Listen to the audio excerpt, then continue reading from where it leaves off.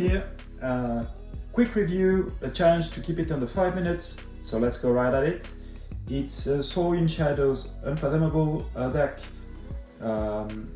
Queenie Syra Otero. So let's go right with Saurians, Magistra Vita, 5 power creature, play Reap, you may exalt a friendly non-Saurian creature. If you do, Reap with it. Then we've got Senso Philo.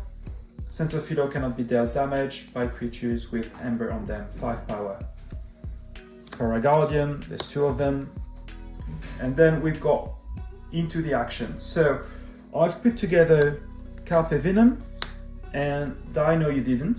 So Carpe Venom is exalt 2 enemy creatures and Dino You Didn't destroy an enemy creature with Ember on it. So it can work quite nicely together.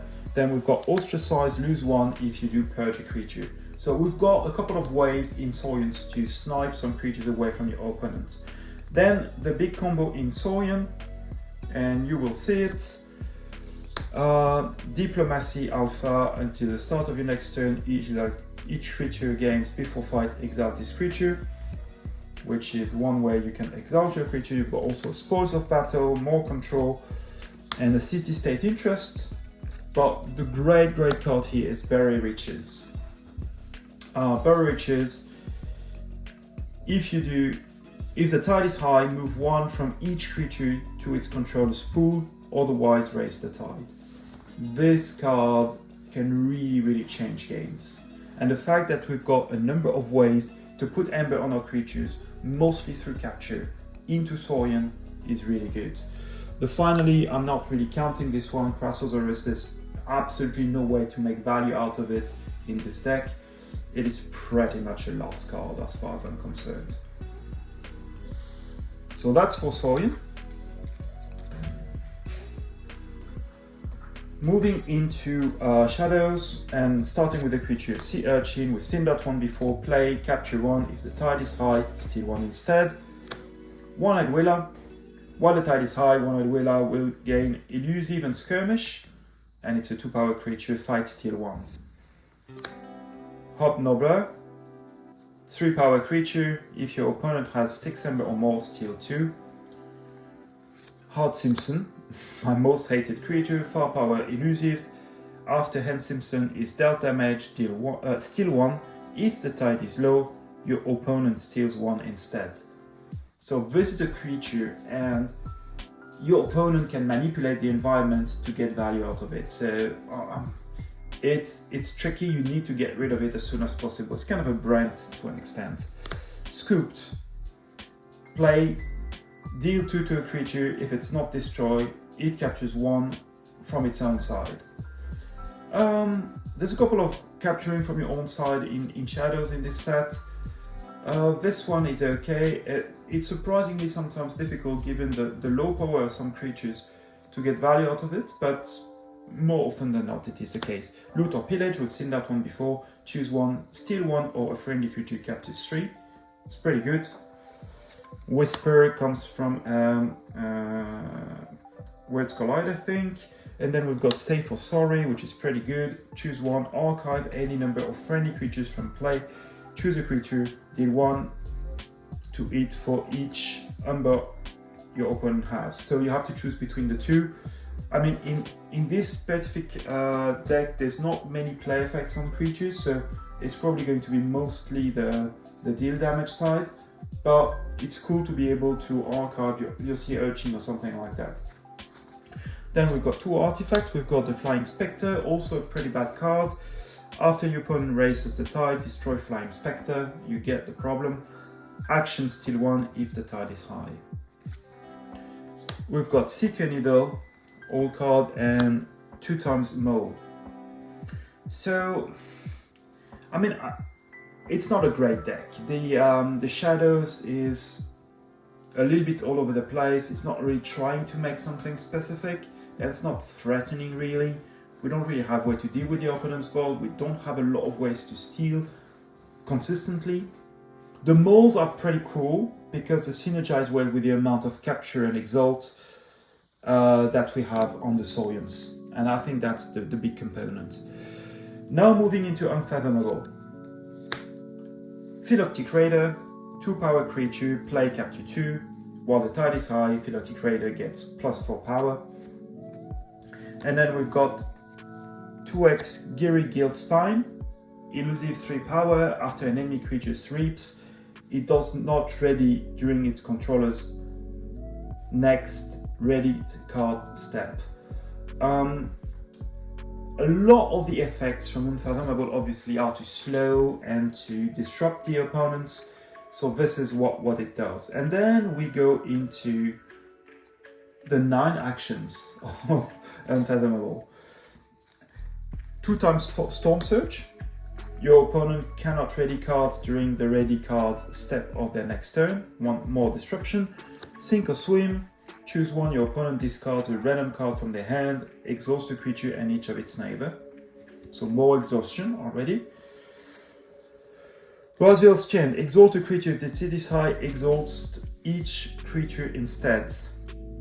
So you see more or less we've got 6 cards built around exhaustion, and what you would like to have in Unfathomable with these cards are cards that destroy exhausted creatures. Unfortunately, this deck misses that. We've got Portal, play if the tide is high, archive Portal, otherwise raise the tide. Really good card, especially if you have it in multiples, then you can archive a bunch of them and come again and always have this threat of being able to raise the tide for a very low cost. Maelstrom, put each creature on top of its owner's deck in a random order, gain 2 chains. In this deck specifically, I don't think it's that bad because there's so few creatures. But overall, this is not very tempting to have a random number of creatures from different houses coming back into play. Maybe this is something if you filter more, if you discard more of the creatures, maybe it makes sense. And then we've got the 3-card combo that I will comment on. Let me make some space.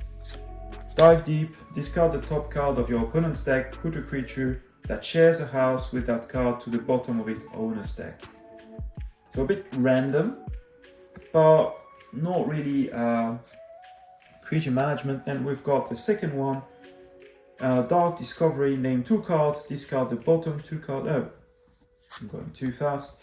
I've got draw down first. Look at the top 3 cards of your opponent's deck, discard 1, put 1 on the bottom of their deck, and put the... Okay, I will cut.